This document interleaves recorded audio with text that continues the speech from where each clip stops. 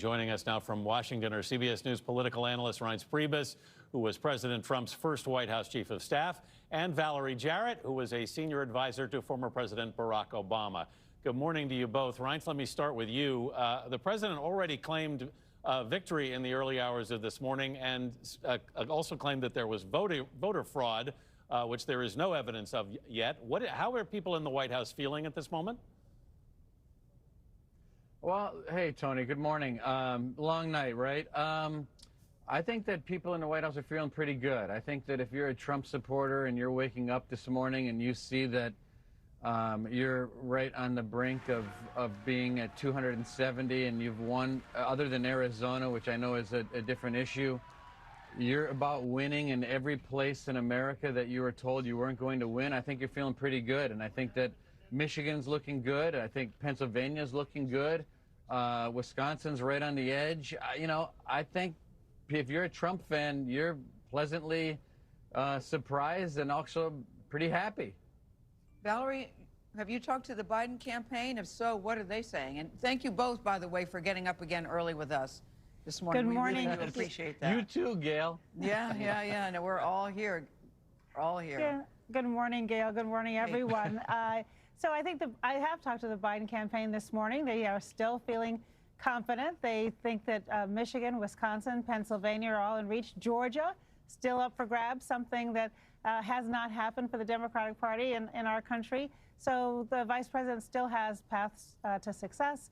And I would also add, Gail, I think it's really important that we be patient and we wait for every vote to count, to be counted. And I was heartened to see the governor of Michigan saying they're going to be deliberate and methodical about this. And for all those folks who stood in line for hours and hours and hours waiting to vote, or even if you just dropped in your mail-in ballot, your vote deserves to be counted.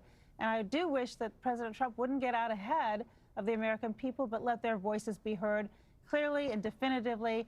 And then let's see who actually is the winner.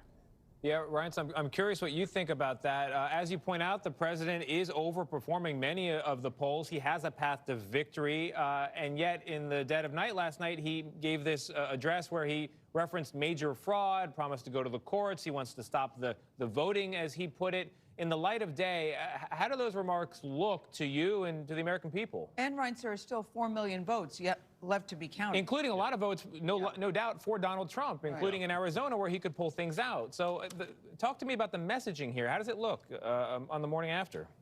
Well, I think there's a lot of things in the messaging. I mean, I think it's 3 o'clock in the morning. You were written off for dead for weeks, and everyone was talking about how bad Trump would lose and how he's going to be rejected and how his messaging was not what America wanted. And it turned out that he won Florida. I think, obviously, I'm all for waiting for Georgia, but it looks pretty good.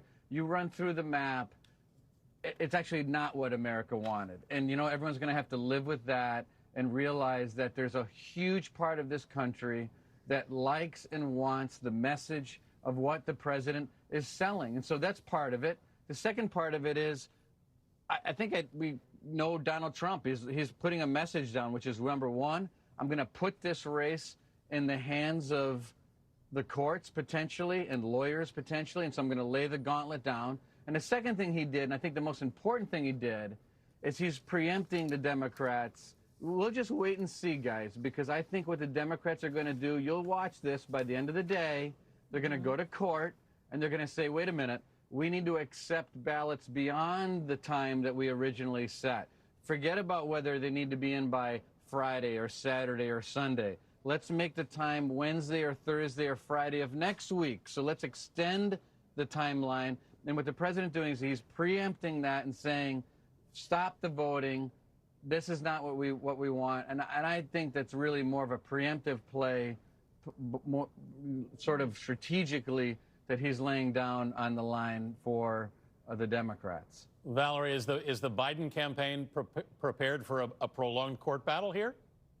Well, first of all, why are we even talking about going to court? Why would you say you want to put this in the hands of the courts? Why wouldn't you put this in the hands of the American people and let their votes be counted first? Nobody's asking for any extensions beyond what is legally permissible right now. And so let's let that go forward. And for the president to get out and try to preempt something that hasn't even happened yet. And he said, stop the counting right now. He wanted the election to be over at midnight. Well, you know what? You don't just get what you want. You get what the American people want. Valerie, do you think the Democrats were overconfident? I mean, Go ahead, Reince. Go ahead, Reince. I was just going to say, I mean, the reality is, and Valerie knows this, I've led the lawyers groups in states before in my life. The pleadings are already pre-written before Tuesday. I mean, you actually write out the pleadings that you're going to file in court. You know who the duty judge is. Everyone has everything pre-written to file in court before Election Day. That's what both parties do. I mean, come on.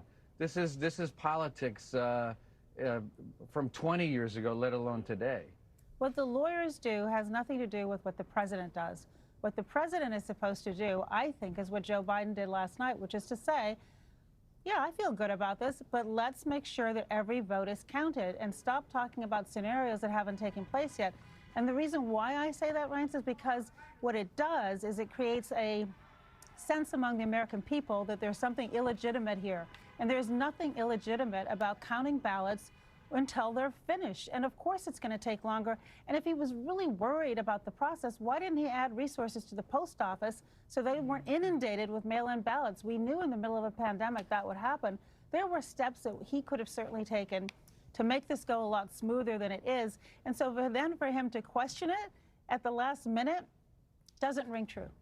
All right. Valerie Jarrett, Reince Priebus, thank you both. I know a lot of people want to advise the president how to act. I know everyone wants to be the advisors to the president, but, you know, he's been doing what he's been doing for a long time. And last night, I think you're going to find out, was an affirmation of Donald Trump, not a rejection. All right. Reince Priebus, Valerie Jarrett, again, thank you both very much for getting up again with us this morning.